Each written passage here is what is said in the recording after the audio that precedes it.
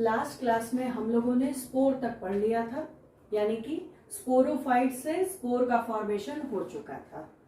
तो हम आज से शुरू करेंगे स्पोर के बाद का, यानी कि गैमेटोफाइट के बारे में। तो पहले भी आप लोगों को बता चुके हैं कि टेरिडोफिटिक जो प्लांट्स होते हैं उनमें स्पोरोफिटिक जेनरेशन और गैमेटोफिटिक जेनरेशन दोनों पाया जाता है। स्पोरोफिटिक जेनरेशन हम लोगों ने पढ़ लिया। अब ये जो स्पोर का फॉर्मेशन हुआ है स्पोरोफाइट से, वो बनाएगा गैमेटोफिटिक जनरेशन, यानी कि स्पोर से डेवलपमेंट होगा गैमेटोफाइट का। इसीलिए spore is the first cell of gametophytic generation. Gametophytic generation की जो पहली सेल होती है वो होती है स्पोर, यानी कि जितना भी अब डिवीजन होगा यहाँ स्पोर से शुरू होगा। तो सबसे पहले हमको जानना चाहिए स्पोर के बारे में। स्पोर अगर लाइकोपोडियम का है तो वो किस प्रकार का होता है? First of all, lycopodium is a homosporous pteridophyte. Homosporous है। होमोस्पोर्स मीन्स इसमें जितने भी स्पोर्स बनेंगे उनका साइज और शेप अलाइक होगा। मतलब कि सारे के सारे स्पोर्स कैसे होंगे? अलाइक होंगे, एक जैसे होंगे। इसीलिए लाइकोपोडियम को होमोस्पोरस फॉर्म कहा जाता है, होमोस्पोरस टेरिडोफाइट कहा जाता है। और ये जो स्पोर्स होते हैं दे आर यूनिसेलुलर, ये यूनिसेलुलर होते हैं और इनकी जो साइज होती है वो होती है अप्रोक्सीमेटली 0.03 to 0.05 mm। तो ये उनकी साइज का रेंज है। नाउ हर स्पोर की अपनी एक थिक वॉल होती है and this thick wall is known as spore wall. हर स्पोर के चारों तरफ एक थिक वॉल पाई जाती है, that wall is known as spore wall. The second thing कि इनके पास होता है रिजर्व फूड मटेरियल और इनके पास होता है हैप्लॉइड न्यूक्लियस। इनका न्यूक्लियस कैसा होता है? हैप्लॉइड होता है और इनके पास पाया जाता है रिजर्व फूड मटेरियल, जो कि गैमेटोफाइट को क्या करते हैं? नरिशमेंट प्रोवाइड करते हैं। तो इनका जो रिजर्व फूड मटेरियल होता है वो वहां पर क्या होता है? यूटिलाइज होता है। तो अब स्पोर का जर्मिनेशन कैसे होता है? हेडिंग डालिए, स्पोर जर्मिनेशन। स्पोरोफाइट से स्पोर का जब फॉर्मेशन होता है तो ये स्पोर्स जमीन पर आते हैं। ये क्या हो जाते हैं? शेड कर जाते हैं। स्पोरेंजियम से जब ये निकलते हैं तो इनकी क्या हो जाती है? शेडिंग हो जाती है या फॉलिंग हो जाती है। They come on to the soil. वहां पर इनका क्या होता है? जर्मिनेशन होता है और जर्मिनेशन के बाद बनता है प्रोथैलस। प्रोथैलस का फॉर्मेशन होता है। तो सबसे पहले क्या होता है? देखिए, स्पोर्स क्या करते हैं? जर्मिनेट करते हैं। इनकी क्या हो जाती है? शेडिंग होती है। दे जर्मिनेट एंड फॉर्म एरियल और सरफेस प्रोथैलाई। एरियल या सरफेस प्रोथैलाई का फॉर्मेशन हो जाता है। तो सबसे पहले क्या होता है? ये जो स्पोर होता है ये वाटर को क्या करता है? एब्जॉर्ब करता है। इट एब्जॉर्ब्स वाटर और जैसे ही वाटर का एब्जॉर्प्शन होता है तो इसकी साइज जो होती है वो क्या हो जाती है? बढ़ जाती है। It swells in size. Size में क्या होता है? फूल जाता है, बढ़ जाता है। और इसके बाद इसमें होता है डिवीजन। क्या होता है? डिवीजन होता है। यहां पर जो डिवीजन होता है इसकी वजह से बनता है rhizoidal cell and larger cell, दो सेल बनते हैं. The first one is known as rhizoidal cell and the second one is known as larger cell. तो दो तरह की सेल का फॉर्मेशन हो गया, rhizoidal cell and larger cell. Rhizoidal cell is also known as small biconvex cell. ये larger cell से छोटी होती है इसलिए इसे स्मॉल कहा जाता है. And it is biconvex in shape, that is why it is known as rhizoidal cell और स्मॉल बाइकॉन्वेक्स सेल. तो अब दो तरह की सेल बन गई. इसको, इस स्टेज को कहते हैं टू सेल्ड स्टेज. तो ये टू सेल्ड स्टेज आ गई.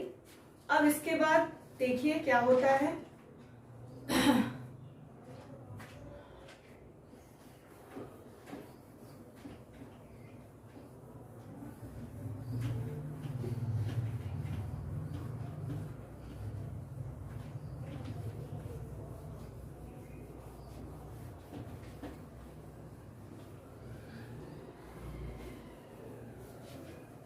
चलिए, तो अब टू सेल्ड स्टेज पर क्या होता है, जो स्पोर की जो स्वेलिंग होती है, स्पोर जब स्वेल हुआ तो ये आकार ले लेता है globose. It become globose in shape. जब ग्लोबोस शेप का होता है तो इसकी जो स्पोर वॉल होती है उसमें क्रैकिंग हो जाती है. वो क्या हो जाती है, क्रैक कर जाती है, फट जाती है. और जो स्पोर का जो कंटेंट है वो बाहर आ जाता है. Spore content emerges out. Spore का कंटेंट इमर्ज आउट हो जाता है. और ये जो इमर्जिंग होती है, ये जो स्पोर का कंटेंट होता है वो एज अ कोनिकल या स्फेरिकल मास के रूप में दिखाई देता है. कोनिकल या स्फेरिकल मास के रूप में दिखाई देता है. और उसके बाद जो लार्जर सेल बनी थी, राइजॉइडल सेल एक बनी थी और लार्जर सेल बनी थी. अब यहां पर क्या होता है कि जो लार्जर सेल है उसमें होगा डिवीजन. अब ये जो डिवीजन होता है वो वर्टिकल भी होता है और ऑब्लिक भी होता है. वर्टिकल या ऑब्लिक डिवीजन होता है. And as a result two cells are formed. कितनी सेल बन जाती हैं, टू सेल्स बन जाती हैं. यानी कि लार्जर सेल से पहले स्पोर में स्वेलिंग हुई, बना राइजॉइडल सेल और लार्जर सेल. अब यहाँ लार्जर सेल में फिर से डिवीजन हुआ. As a result two cells are formed. अब हम यहाँ पे लिख रहे हैं, यहाँ पर हमने लिख दिया टू सेल्स. कौन कौन सी है दो सेल, देखिए. The first one is basal cell. जो पहली सेल है उसे हम कहते हैं बेसल सेल. और जो दूसरी सेल है it is known as upper cell. तो टू सेल्स बनाती हैं. कौन कौन सी हो गई, बेसल सेल और अपर सेल. बेसल सेल को बेसल सेल इसलिए कहा जाता है क्योंकि it lies near the rhizoidal cell. Rhizoidal cell के पास इसका फॉर्मेशन होता है. यानी कि राइजॉइड्स कहाँ होते हैं, बेस पर होते हैं. तो वहां पर इस सेल का फॉर्मेशन होता है. That is why it is known as basal cell. और ये अपर सेल जो होती है it is form away from the rhizoidal cell. ये राइजॉइडल सेल से दूर बनती है जिसकी वजह से इसका नाम होता है अपर सेल. अब अपर सेल जो होती है इसमें होते हैं टू सक्सेसिव डिवीजन्स. यहां पर होते हैं टू सक्सेसिव डिवीजन. और दो सक्सेसिव डिवीजन के बाद यहां पर फॉर्मेशन होता है एक एपिकल सेल का. क्या बनता है, एपिकल सेल का फॉर्मेशन होता है. Now, after the two successive division, apical cell form. ये एपिकल सेल बना देती है क्या, यंग प्रोथैलस. अब ये जो यंग प्रोथैलस बनता है, इसमें एक प्रकार का सिम्बियोटिक एसोसिएशन बनता है जो कि बनाता है एंडोफिटिक फंगस। फंगस क्या करता है, यहाँ पर एंटर करता है और यहाँ पर एक सिम्बियोटिक एसोसिएशन बनाता है जिसकी वजह से यंग प्रोथैलस में ग्रोथ और डेवलपमेंट होता है और जिसकी वजह से मैच्योर प्रोथैलस का फॉर्मेशन होता है। तो जैसे ही यंग प्रोथैलस का फॉर्मेशन होता है, यहां पर जो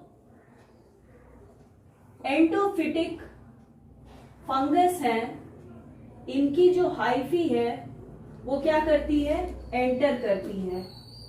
कहां पर एंटर करती है, बेसल सेल में, यानी कि इसमें ये क्या करती है, बेसल सेल में एंटर कर जाती है और बेसल सेल में एंटर जैसे ही करती है तो यहां पर बना लेती है एक सिम्बियोटिक एसोसिएशन। माइकोराइजा का फॉर्मेशन होता है, सिम्बियोटिक एसोसिएशन बनता है या एंडोफिटिक माइकोराइजा भी आप कह सकते हैं। और जैसे ही ये सिम्बियोटिक एसोसिएशन बनता है तो ये जो यंग प्रोथैलस है it becomes active. Young prothallus यानी कि ये जो एपिकल सेल है ये क्या हो जाती है, एपिकल सेल बिकम्स एक्टिव, ये एक्टिव हो जाती है। और जैसे ही एपिकल सेल एक्टिव हो जाती है तो ये एपिकल सेल रिप्लेस कर दी जाती है मेरिस्टेमेटिक टिश्यू से। एक्टिव होती है तो क्या होता है, इसमें डिवीजन होता है और एपिकल सेल की जगह क्या आ जाता है, मेरिस्टेमेटिक टिश्यू। आप लोगों को पता है कि मेरिस्टेमेटिक टिश्यू का नेचर कैसा होता है, ये बहुत ही फास्ट डिवीजन करता है।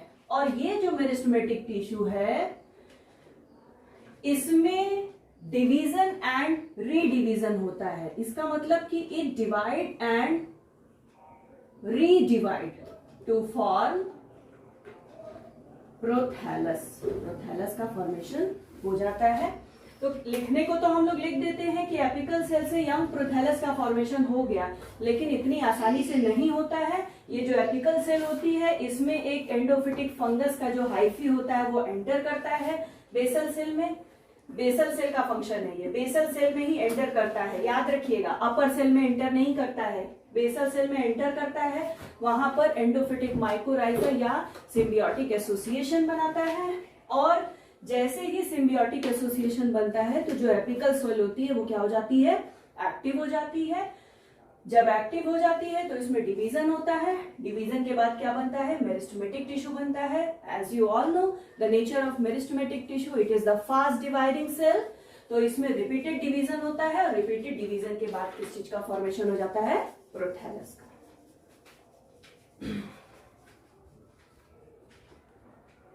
चलिए अब आगे बढ़ते हैं। प्रोथैलस बन गया। अब हम देखेंगे स्ट्रक्चर क्या है प्रोथैलस का। वेरी इंपॉर्टेंट पार्ट, बहुत सारे इस पे क्वेश्चन भी बनते हैं। जनरली जो फर्न का प्रोथैलस होता है, टेरिडोफाइट में भी बहुत सारे ग्रुप्स होते हैं, उसमें से एक ग्रुप होता है जिसे हम फर्न कहते हैं। तो जितने भी फर्न्स होते हैं उनका जो प्रोथैलस होता है वो हार्ड शेप्ड होता है। लेकिन अगर आप लाइकोपोडियम की बात करें तो इसका शेप हार्ड शेप नहीं होता है, थोड़ा अलग होता है।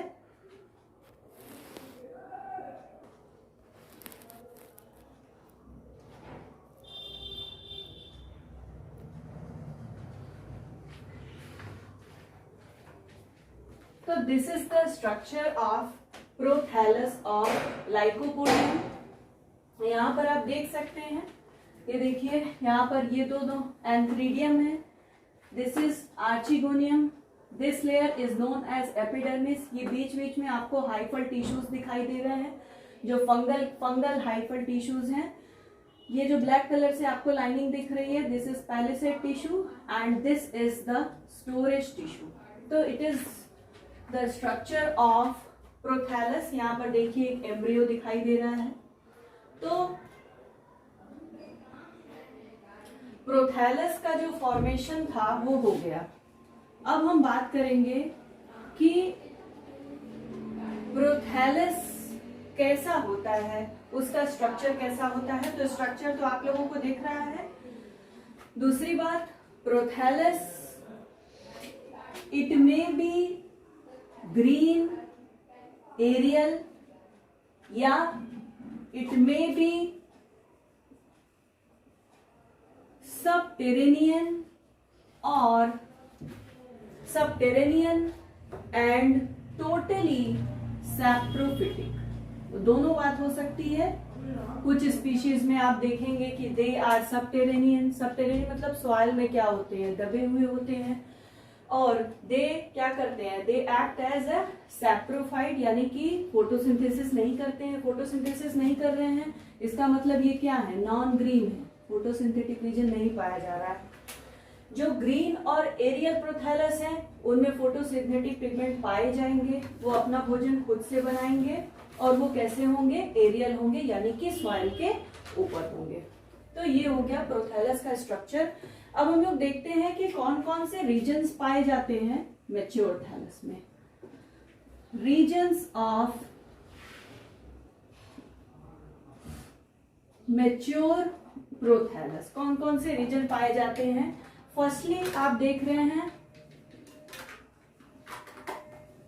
अब outer epidermis and which arises from which rhizoids arises. इससे क्या होते हैं, राइजोइड्स अराइज होते हैं। आउटर एपिडर्मिस के बाद the next part is outer cortex. जो आउटर कॉर्टेक्स वाला रीजन है वो कैसा होता है, पैरेन्काइमेटस नेचर का होता है। It is of parenchymatous nature. The next is inner cortex. ये जो इनर कॉर्टेक्स होता है it is filled with mycorrhizal fungus. It is filled with mycorrhizal fungus. ये वही माइकोराइजल फंगस है जो कि बेसल सेल में एंटर किया था। तो इनर कॉर्टेक्स वाले रीजन में आपको माइकोराइजल फंगस दिखाई देंगे। सेंट्रल रीजन, सेंट्रल रीजन में देखिए स्टोरेज टिश्यू पाया जा रहा है, तो ये क्या हो जाएगा, storage tissue. Central region is occupied by storage tissue and the tip of the prothallus. Tip की बात हो रही है। टिप ऑफ द प्रोथैलस कैसा होता है, लोब्ड होता है। देखिए ये सब लोब्स पाए जा रहे हैं। तो टिप ऑफ द प्रोथैलस कैसा होता है, लोब्ड होता है। और इन्हीं लोब्ड प्रोथैलस पर पाया जाता है एंथ्रीडियम एंड आर्चिगोनियम। तो ये दोनों सेक्स ऑर्गन पाए जाते हैं, एंथ्रीडियम और आर्चिगोनियम। Antheridium is the male sex organ whereas archegonium is the female sex organ. Now we will discuss about each sex organ. The first one is antheridium. Antheridium is a male sex organ and antheridium is developed from the single superficial cell, single superficial cells of prothallus. Prothallus की जो single cell होगा, cells नहीं, single superficial cell of prothallus. तो चलिए देखते हैं इस single superficial prothallus में कौन कौन से इवेंट होते हैं जिसकी वजह से एंथ्रीडियम का फॉर्मेशन होता है।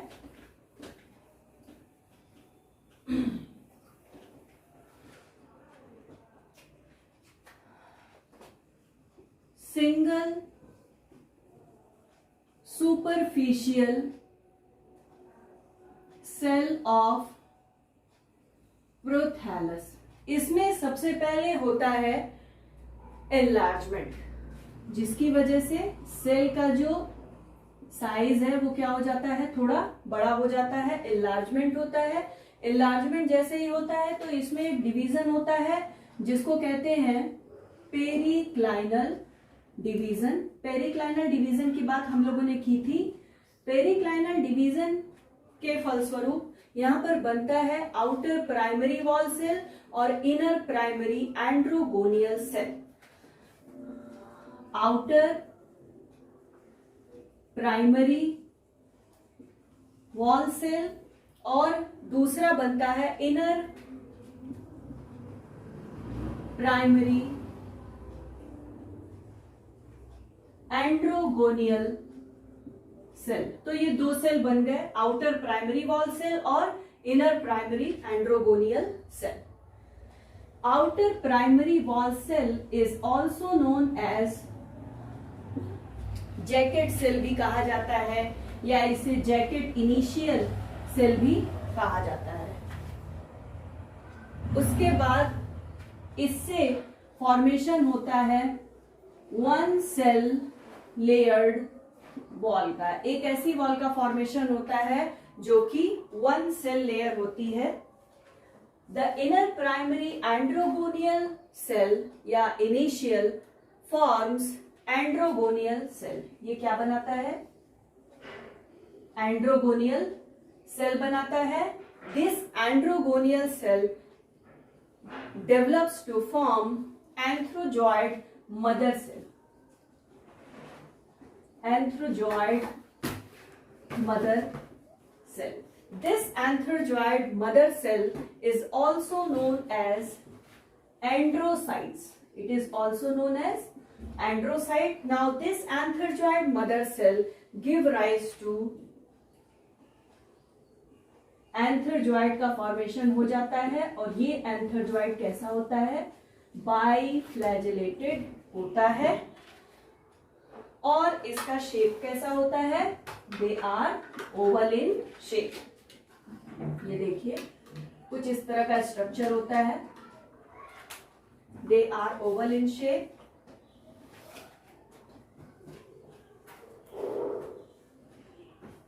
बाइफ्लैजिलेटेड है। ये देखिए ये क्या है, एंथरजॉइड है। तो ये था एंथरीडियम।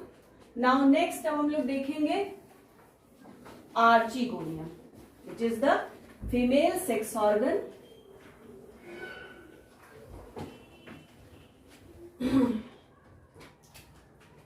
हेडिंग डालिए archegonium. Archegonium is the female sex organ and archegonium is developed from the superficial archegonial initial से फॉर्मेशन होता है आर्चिगोनियम का। तो इसमें सबसे पहले होता है पेरिक्लाइनल डिवीजन, और इस पेरिक्लाइनल डिवीजन से बनता है outer primary cover cell, outer primary cover cell, और दूसरा जो सेल बनता है उसका नाम है inner central cell. This is inner central cell. तो इनर सेंट्रल सेल का फॉर्मेशन होता है और आउटर प्राइमरी कवर सेल का फॉर्मेशन होता है। तो ये जो आउटर प्राइमरी कवर सेल है इसमें 2 एंटीक्लाइनल डिवीजन होते हैं। 2 एंटीक्लाइनल डिवीजन की वजह से इसमें बनते हैं 4 नेक इनिशियल्स। जो सेल्स बनती हैं उनका नाम है नेक इनिशियल्स, और this 4 neck initials undergo repeated division. इसमें रिपीटेड डिवीजन होता है जिसकी वजह से बनता है नेक। किस चीज का फॉर्मेशन होता है, नेक का फॉर्मेशन होता है। और ये जो नेक होती है it is made up of several tiers of cell. बहुत सारे ऐसे टीयर्स होती हैं सेल्स की, स्टैक होता है, रैक होता है, और each tier has 4 cell. Each tier में कितने सेल्स होते हैं? 4 सेल्स होते हैं। अब इसके बाद ये जो इनर सेंट्रल सेल है इसमें होता है ट्रांसफर डिवीजन, ट्रांसफर्स डिवीजन होता है। ट्रांसफर डिवीजन होने के बाद यहां पर बनता है लोअर प्राइमरी वेंट्रल कैनाल। क्या बनता है? Lower primary ventral canal, lower primary ventral canal. और इसी के साथ साथ बनता है upper primary canal cell, upper primary canal cell. तो lower primary ventral canal and upper primary canal cell का फॉर्मेशन होता है after the transverse division in inner central cell. Now the upper primary canal cell undergo successive divisions. इसमें फिर से होते हैं बहुत सारे डिवीजन, यानी कि रिपीटेड डिवीजन होते हैं अपर प्राइमरी कैनाल सेल में, और फॉर्मेशन हो जाता है फाइनली नेक कैनाल सेल का। नेक कैनाल सेल्स का फॉर्मेशन हो जाता है and the number of neck canal cells में भी ये 3 हो सकते हैं या 6 हो सकते हैं, या कुछ स्पीशीज में 17 नेक कैनाल सेल्स तक भी रिपोर्ट किए गए हैं। अब ये जो लोअर प्राइमरी वेंट्रल नेक कैनाल सेल का फॉर्मेशन हो गया, अब हमें क्या बनाना है? वेंट्रल कैनाल सेल बनाना है और एक का फॉर्मेशन करना है। तो अब लोअर प्राइमरी वेंट्रल कैनाल में होगा डिवीजन, इसमें भी क्या होगा? डिवीजन होगा, और यहां पर बन जाएगा वेंट्रल कैनाल सेल, और उसी के साथ साथ बनेगा एग। तो कभी कभी क्या होता है कि lower primary ventral canal cell undergo division to form ventral canal cell and along with that egg. लेकिन कभी कभी क्या होता है कि ये जो लोअर प्राइमरी वेंट्रल कैनाल होता है it directly acts an egg. कभी कभी ये डायरेक्टली भी क्या करता है? एग की तरह काम करने लगता है, फंक्शन करने लगता है। तो ये हो गया एग का फॉर्मेशन। अब last part of this topic अब होगा फर्टिलाइजेशन। एंथरजॉइड भी बन गए और एग का फॉर्मेशन भी हो गया। Now the next is fertilization. Fertilization में आप लोगों को पता है it is the fusion of egg and antherozoid. तो फर्टिलाइजेशन में क्या होगा? पहली बात तो इसके लिए जो एजेंसी होती है वो वाटर होती है। सैलिएंट फीचर जब पढ़ा रहे थे तो उस समय भी हमने ये बताया था। वाटर क्या होता है? Water acts an agency for the process of fertilization, मतलब कि वाटर के प्रेजेंस में ही फर्टिलाइजेशन होता है। अब इसमें होता क्या है कि ये जो नेक कैनाल सेल है और ventral canal cell, neck canal cell and ventral canal cell, इनमें हो जाता है क्या? डिसइंटीग्रेशन। ये क्या हो जाते हैं? डिसॉल्व हो जाते हैं, ब्रेक हो जाते हैं, टूट जाते हैं, डिसइंटीग्रेट कर जाते हैं। और जैसे ही डिसइंटीग्रेट करते हैं तो ये कुछ केमिकल्स सिक्रीट करते हैं। ये या तो सिट्रेट हो सकता है या it may B citric acid. ये जो केमिकल्स होते हैं ये क्या करते हैं? दे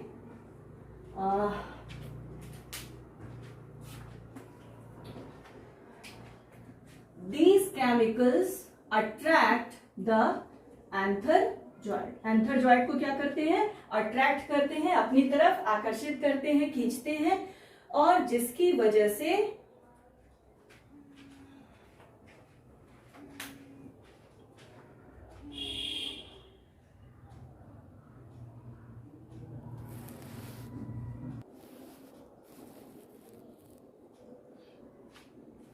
चलिए, तो नेक कैनाल सेल और वेंट्रल कैनाल सेल का क्या हो जाता है? डिसइंटीग्रेशन होता है, और as a result they secrete some chemicals. It may be citrate or citric acid. They attract the antherozoid. जब ये अट्रैक्ट करते हैं एंथरजॉइड को, तो बहुत सारे एंथरजॉइड एक बार में ही क्या होता है, एंटर करते हैं, बट ओनली वन एंथरजॉइड ये क्या करता है, it fuses with the egg. Actually जो आप स्ट्रक्चर अगर आप इसका देखेंगे तो ऐसे ऐसे आपको बहुत सारे सेल्स क्या होंगे, दिखाई देंगे। यही सेंटर में पाया जाता है क्या, एग। और इस वाले पोर्शन में आप देखेंगे तो आपको नेक कैनाल सेल्स दिखेंगे और वेंटर कैनाल सेल्स दिखेंगे। ये इसमें क्या हो जाता है, ये टोटली क्या हो जाता है, डिसइंटीग्रेट हो जाता है। जब डिसइंटीग्रेट होता है तो यहां से एंथरजॉइड सारे एंटर कर जाते हैं, एग यहाँ पर पहले से मौजूद रहता है। तो बहुत सारे एंथरजॉइड एंटर करते हैं, लेकिन only one antherozoid fuses with the egg. और जैसे ही फ्यूजन होता है तो यहां पर फॉर्मेशन होता है जाइगोट का। दिस जाइगोट बना लेता है क्या, एम्ब्रियो। अब आप इसको एम्ब्रियो कहिए या आप इसको स्पोरोफाइट कहिए। अब स्पोरोफाइट में बनता है या एम्ब्रियो जर्मिनेट करता है तो बनता है स्पोरलिंग। जैसे सीड जर्मिनेट करता है तो सीडलिंग बनती है, बिल्कुल वैसे ही यहां पर भी होता है। तो स्पोरलिंग का फॉर्मेशन होता है और ये स्पोरलिंग फिर क्या बना देता है, मैच्योर स्पोरोफाइट। अब ये जो स्पोरोफाइट बन गया, इसमें फिर से स्पोरेंजिया बनेंगे। स्पोरोफिल्स पर क्या होंगे, स्पोरेंजिया डेवलप करेंगे। स्पोरेंजिया में क्या बनेगा, स्पोर्स बनेगा। तो इस तरह से ये साइकिल चलती रहती है। ये टॉपिक अब आप लोगों का कंप्लीट हो गया। अब हम लोग देखेंगे लाइफ साइकिल। एक जनरल आउटलाइन बना रहे हैं जिससे पूरा कॉन्सेप्ट एक बार में क्या हो जाए, क्लियर हो जाए। लाइफ साइकिल अगर आपको बनाना आ गया तो आप समझिए कि फिर सब आ गया आपको। चलिए हेडिंग डालिए, लाइफ साइकिल। तो हमने स्पोरेंजिया से स्टार्ट किया था आप लोगों को पढ़ाना। तो सबसे पहले क्या बनता है, स्पोरेंजियम बनता है और स्पोरेंजियम से लिबरेट होते हैं क्या, स्पोर्स। स्पोर्स का क्या होता है, जर्मिनेशन होता है। जर्मिनेशन के बाद क्या बनता है, प्रोथैलस बनता है। प्रोथैलस का फॉर्मेशन होता है। अब आपको पता है प्रोथैलस पर क्या पाया जाता है, एंथ्रीडियम पाया जाता है और आर्चिगोनियम पाया जाता है। एंथ्रीडियम फॉर्म्स एंथ्रोजॉइड और आर्चिगोनिया फॉर्म क्या, एग। इसमें क्या होता है, फर्टिलाइजेशन होता है एंड आफ्टर फर्टिलाइजेशन क्या बनता है, जाइगोट का फॉर्मेशन होता है। जाइगोट से क्या बनता है, एम्ब्रियो, या आप इसे कह सकते हैं क्या, स्पोरलिंग कह सकते हैं। इस एम्ब्रियो से या इस स्पोरलिंग से बनता है क्या, स्पोरोफाइट। भाई ये जो स्पोरेंजिया है वो स्पोरोफाइट पर ही तो प्रेजेंट है, तो स्पोरोफाइट फॉर्मेशन होगा। अब स्पोरोफाइट पर क्या प्रेजेंट होते हैं, स्ट्रोबिलस प्रेजेंट होते हैं। स्ट्रोबिलस क्या होते हैं, आपको बताए थे कि जो स्पोरेंजिया होते हैं, जब वो जो स्पोरोफिल्स होते हैं, जब वो ग्रुपिंग उनकी अगर हो जाती है तो वो स्ट्रोबिलाई या कोन का फॉर्मेशन करते हैं। तो स्ट्रोबिलस हो गया।